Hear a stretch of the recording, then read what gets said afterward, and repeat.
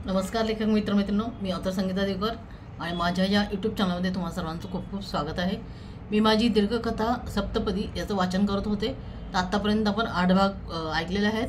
तर आज वाचते मी याचा पुढचा 9वा भाग। तर विक्रांत आणि संयुक्त ऑफिसमध्ये असतात, तिथला तो प्रसंग चालला होता।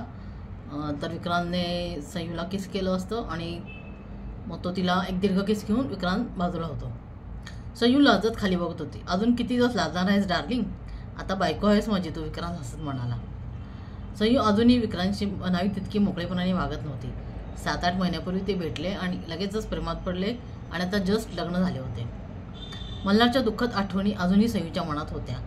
त्या बाजूला सारून ती विक्रांतला हवे तसे प्रेम देत होती, त्याचा खूप आदर करत होती। विक्रांतने तिला तिच्या मनाच्या बिकट अवस्थेत साथ दिली होती।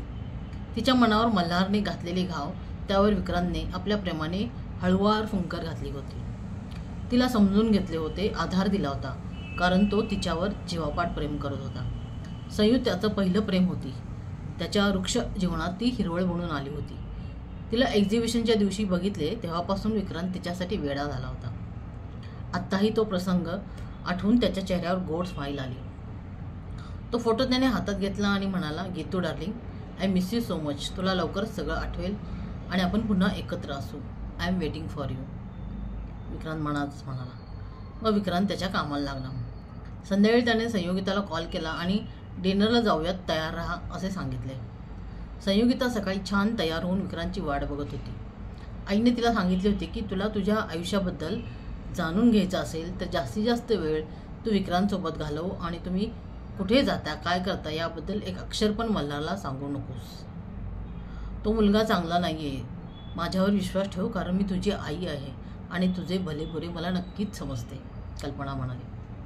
त्यामुळे संयूने मल्हारला डिनरबद्दल काहीही सांगितले नव्हते। विक्रांत वेळेवर संयूकडे आला। तिने लेवन कलरचा कुर्ता घातला होता आणि त्याखाली व्हाईट अँकल लेगिन्स घातले होते। केस क्लिप करून मोकळे सुटले होते। काळेभोर डोळे तिचे काजळमुळे अजूनच उठावदार दिसत होते। खूप सुंदर दिसत होती संयू। विक्रांत क्षणभर तिच्याकडेच बघत राहिला। विक्रांत, चहा घेणार का? आईने विचारले। हो आई, चालेल, तो म्हणाला। विक्रांतने गीतूची तब्येतीची चौकशी केली। चहा घेऊन ते दोघे निघाले। विक्रांतने मुद्दाम आपल्या मोबाईलमधले तिच्या आवडीचे गाणे कारमध्ये लावले होते, जेणेकरून तिला काही आठवेल, कारण गाणी तिला खूप आवडत असायची। ती काम करतानाही स्टुडिओमध्ये मोठ्याने गाणी लावून काम करत असे। गीतू, हे सॉन्ग ऐक, खूप छान आहे, विक्रांत म्हणाला। ओके, संयू म्हणाली, लावा गाणं। तेव्हा त्याने गाणं प्ले केले। हर लम्हा मेरी आंखें तुझे देखना ही चाहे, हर रास्ता मेरा तेरी तरफ ही जाए, बेपनाह प्यार तुझसे तू क्यों जाने ना, हुआ इकरार तुझसे तू क्यों जाने ना, हे गाणं सुरू होतं। तर संयू मन लावून हे गाणं ऐकत होती आणि विक्रांत अधूनमधून तिच्याकडे बघत होता। तिच्या चेहऱ्यावर गोड स्माईल होती। खूप सुंदर आहे हे सॉन्ग, संयू म्हणाली। हो, one of my favourite song, Vikrant म्हणाला। हॉटेल जवळ आले तसे विक्रांतने सॉन्ग बंद केले। विक्रांत संयोगिताला त्याच हॉटेलमध्ये घेऊन आला होता जेव्हा एक्झिबिशन दिवशी मल्हार आणि ते इथे आले होते आणि मल्हार रागात तिला एकटीला सोडून गेला होता। त्याच हॉटेलमध्ये विक्रांत तिला घेऊन आला। चल गीतू म्हणत विक्रांत तिला घेऊन आत गेला। सगळीकडे टेबलवर कॅन्डल लाईट लावले होते आणि हॉटेलचे मेन लाईटही कमी होते, त्यामुळे कपल्सना कॅन्डल लाईट डिनर करता येत होते। त्यामुळे कोणाला ड्रिंकही करायचं असेल तर तेही जमत होते, म्हणून प्रत्येक टेबलवर कॅन्डल्स लावल्या होत्या। गीतू, तुला काय खायचं ते ऑर्डर कर, विक्रांत म्हणाला। हो म्हणत संयोगिताने तिच्या आवडीचे फूड ऑर्डर केले। गीतू, तुला ड्रिंक हवे का? विक्रांतने विचारले, कारण संयोगिता अधूनमधून ड्रिंक घ्यायची, पण लिमिटमध्ये, आणि विक्रांतसोबत असतानाच त्याला कंपनी म्हणूनही ती ड्रिंक करत असायची। मिस्टर विक्रांत, मी आधी ड्रिंक करत होते का? संयू, नाही, तुम्ही मला विचारले म्हणून, कारण मला तर काहीच आठवत नाही की मी ड्रिंक करत होते की नाही, संयूने विचारले। हो गीतू, तू फक्त माझ्यासोबत असताना ड्रिंक करत होतीस, विक्रांत म्हणाला। हो ओके, पण आता मला नको, संयोगिता म्हणाली। ठीक आहे, जशी तुझी इच्छा। बाय द वे गीतू, तू आपल्या घरी कधी येणार आहेस? विक्रांतने विचारले। लवकरच येईन मी, पण मी मल्हारला भेटले तर तुम्हाला काही प्रॉब्लेम नसेल ना, संयोगिताने विचारले। नो, मला काहीच प्रॉब्लेम नाही गीतू, उलट तू त्याला भेट, म्हणजे तुला काहीतरी नक्की आठवेल, विक्रांत म्हणाला। ओके, थँक्यू, संयोगिता म्हणाली। मग ती हॉटेलमध्ये इकडे तिकडे नजर फिरवू लागली। 2 टेबल सोडून एका टेबलजवळ एक कपल बसले होते। ते दोघे रागात एकमेकांशी बोलत होते. मे बी त्यांच्यात वाद सुरू होता. संयोगिता त्या दोघांकडे बघत होती.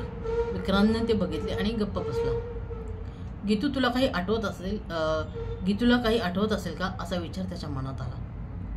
आता ती भांडणारी मुलगी तिथून रागात उठून बाहेर पडली तसा तो मुलगाही तिच्या मागे धावू लागला. मिस्टर विक्रांत, मला असे वाटते की मी याआधीही इथे आले होते. मला अंधूक काहीसं आठवत आहे. आता तुम्ही बघितले का की ते समोर बसलेले दोघेजण भांडत होते. ती मुलगी रागात उठून गेली. पाहिले तुम्ही? सयूने विचारले.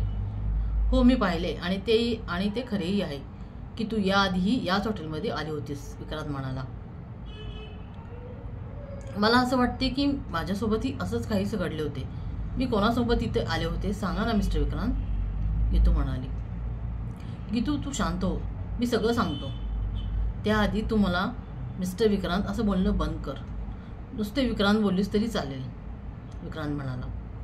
मग विक्रांत तिला सांगू लागला, गीतू, तू आर्ट्स कॉलेजमधून पदवी घेतली आहेस.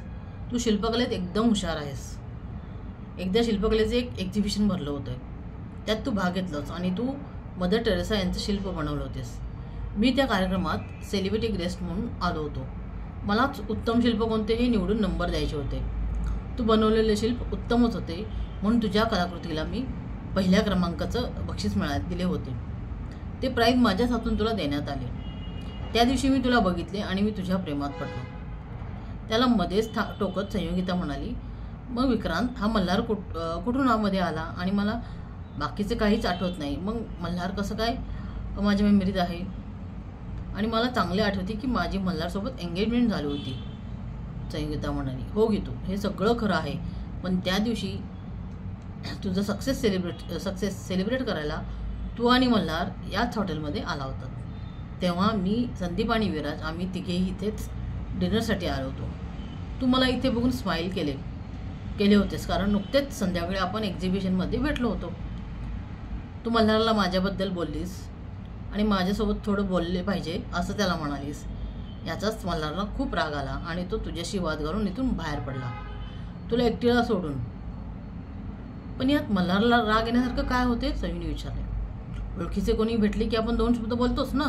मल्हारला राग येण्याचे कारण म्हणजे तो तुझ्या बाबतीत खूप पॉझिटिव्ह होता, विक्रांत म्हणाला. आणि शॉर्ट टेम्पर्ड आहे तो खूपच, म्हणून तो रागात निघून गेला, विक्रांतने सांगितलं. हो, पण मला आता मल्हार माझ्यासोबत खूप छान वागतो. कसे काय, सयूने विचारले. कारण आता त्याला तुला परत मिळवायचं आहे म्हणून, विक्रांत म्हणाला. विक्रांत, मला खूप धुसर असे आठवते, गीतू म्हणाली. गीतू, तू नको जास्त टेन्शन घेऊस. विक्रांत, मग त्या रात्री मी एकटी कशी घरी गेले, संयोगिताने पुन्हा विचारले. नाही गीतू, माझं सगळं लक्ष त्या दिवशी तुझ्याकडेच होते. म्हणून तू मल्हारची समजूत काढायला त्याच्या मागे गेली तेव्हा मी सुद्धा तुझ्या मागे बाहेर आलो. तेव्हा तू एकटी रडत बसली होतीस. मी तुला विचारले आणि इतक्या रात्री एकटी कॅबने जाणे सेफ नाही, सो मी तुला तुझ्या घरी सोडतो असं म्हणालो होतो. हे सगळं ऐकून संयोगिता विचारत पडली. तेवढ्यात त्यांची ऑर्डर आली. गीतू, नको इतका विचार करू, हळूहळू तुला सगळं आठवत जाईल. आता जेवण कर, विक्रांत म्हणाला. दोघांनी मग जेवण केले आणि घरी परतले. संयोगिता घरी आली, पण राहून तिला ते हॉटेलमधले कपल आठवत होते. त्यावरून आपल्या बाबतीतही काही आठवते का याचा ती प्रयत्न करत होती, पण तिला काहीच आठवेना. मात्र अंधुकसे काहीतरी तिला आठवत होते. म्हणून मग ते काहीसे तिला अंधुकसे असं आठवत होते. तिने तेव्हा मग लगेचच मल्हारला कॉल लावला आणि विचारले की त्या हॉटेलमध्ये आपण कधी गेलो होतो का. तेव्हा मल्हारला लक्षात आले की विक्रांतने सयूला मुद्दाम त्या हॉटेलमध्ये नेले असणार जेणेकरून तिला काहीतरी आठवेल. म्हणून मग मल्हार म्हणाला, हो सयू, आपण गेलो होतो, तुला प्राईज मिळाले त्या दिवशी, पण आपल्यात काही भांडण किंवा वाद नव्हता झाला. मल्हार म्हणाला, ओके, मलाही काही नीट आठवत नाही, चल बाय, सयू बोलली. ओके स्वीटहार्ट, टेक केअर, मी सकाळी येतो तुला भेटायला, म्हणत मल्हारने फोन ठेवला. सकाळी मल्हार लवकरच सयूला भेटायला आला. तेव्हा ती नाश्ता करत होती. मग मल्हारलाही तिने नाश्ता दिला. दोघे गप्पा मारत खात होते. तेव्हाच सयूचे बाबा, जे बाहेरगावी गेले होते, ते परत आले आणि आजही श्यामल त्यांच्यासोबत होती. तिला बघून सयूच्या आईचे डोके जाम भडकले. ही इथे काय करते, तुम्हाला मागेच सांगितलं होतं ना की बाई पुन्हा माझ्या घरात नको आहे, कल्पना म्हणाली. 1 मिनिट कल्पना, तू हे विसरते आहेस की हे घर माझे आहे आणि मीच तुला इथे राहायला परवानगी दिली आहे. अजूनही हे घर माझे आहे. माझ्या संयूला काही त्रास नको म्हणून या घरात राहायला परवानगी दिली मी. तेव्हा या घरात कोण कोण येणार कोण नाही हे मी ठरवणार, समजले? विलास म्हणाली. संयूचे बाबा तुम्ही शांत व्हा. आई संयूसमोर वाद नको म्हणून मल्हारमध्येच म्हणाला. अरे हे सगळं काय सुरू आहे, मला कोणी काय सांगणार आहात की नाही? संयू मोठ्याने म्हणाली. संयू तू अशी पॅनिक होऊ नकोस प्लीज, मी सांगतो सगळं. मल्हारने तिला शांत केले. चल म्हणत तो तिला बाहेर घेऊन पडला. आई मी थोडा वेळ संयूला बाहेर घेऊन जातो, मल्हार म्हणाला. तेव्हा आई त्याला काहीच बोलू शकली नाही. तर आज आपण इथेच थांबतो आहोत. पुढचा भाग घेऊन मी लवकरच तुमच्यासाठी लवकरच पुढचा भाग मी घेऊन येते. आपल्या चॅनलला सबस्क्राईब करा, लाईक करा, जास्तीत जास्त शेअर करा. धन्यवाद.